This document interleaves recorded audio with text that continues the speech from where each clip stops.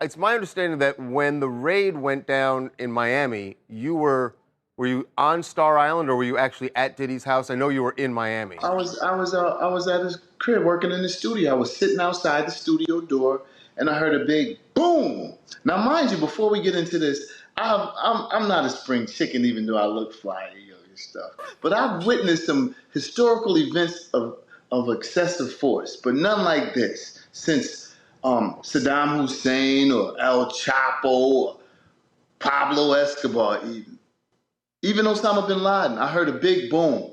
So I'm thinking like, a lot of people do work on the island all day long. So I'm figuring someone dropped some materials. Heard it again. Turn my head, I'm hearing do, do, do, do, do, do, do. Armored vehicles, 3 big armored vehicles come. Dudes jump out, I got 50 dots on my shirt. Screaming, yo, get on the ground. I'm like, yo, really? I'm the only one here. Took me outside, I asked to speak to the higher ups. I asked was under arrest. And they said, no, you're being detained. I want to speak to the higher ups. Spoke to the higher ups. I said, am I under arrest? They said, no, you're not. Let me let you go. Boom. Let me go check your bags. You don't have any weapons and all. I'm like, I don't have any weapons. Stevie, what did they take from the house? Were you able to see? I saw them take like a bag of one bag. Well, did they take electronics? Because they did in Los Angeles. I'm sure they took some electronics, some of the camera stuff and all that. Probably they didn't want him to get a look at what they were doing to his crib, like how they came in with the armored trucks. Of course, they took all that stuff. What did you see when you walked back in? I just don't want to get too much into that. I just know that I walked in and they messed the man crib up, you know what I'm saying? And they did his crib dirty. And, I haven't seen anything like this in a long time. Can you tell us what his reaction was when you spoke to him the next day? He was just devastated, just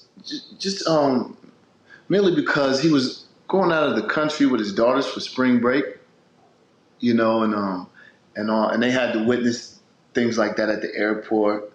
I believe that would kind of shift the thinking of any man in general. If you're going on vacation with your kids and the feds show up and ruin your trip, and it's their senior year, you know what I mean? So I know he was more hurt by that.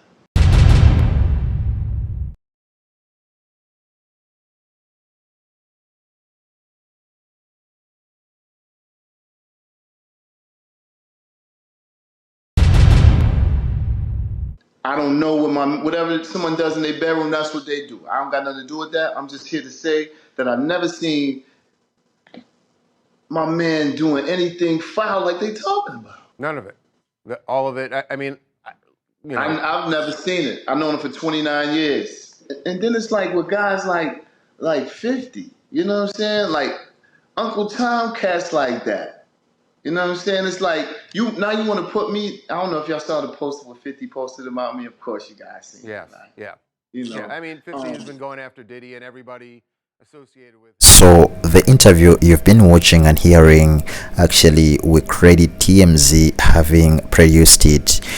Steve J coming out in defense of his longtime friend, that is Sean Combs, countering the ongoing trolling, and of course there's so many criticism that has been coming from 50 Cent Instagram. Steve J accused 50 of attempting to undermine the black community, going as far as to label him as an Uncle Tom for spreading what he considers to be harmful propaganda and falsehoods about Sean Combs' Puff Daddy. Steve J, we all know, is a veteran producer. So Steve is a veteran producer, like I've told you, and he has worked with Bad Boy Records for quite some time, and he passionately and always passionately gives support to his longtime boy, that is Sean Combs Diddy.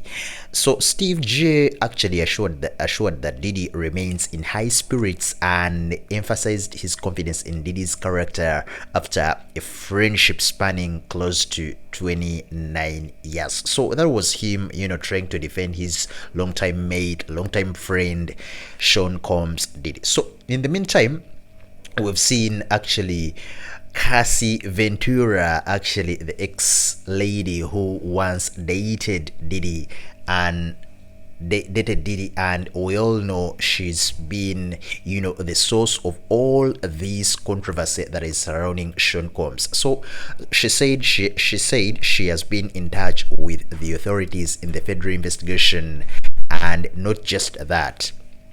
According to a couple of sources, basically that were reported by TMZ, they're saying that she's cooperating, and in case the authorities need her, she's always there to give whatever information they need. So sources with direct knowledge tell us that Cassie is among the eyewitnesses the feds have been in contact with in connection with Diddy investigation, and we've been told she's been working with investigators for several weeks, presumably even before Diddy's homes were raided. Given the timing, it seems, Cassey Ventura may have helped the feds establish probable cause to get a judge to sign off even on the search warrants.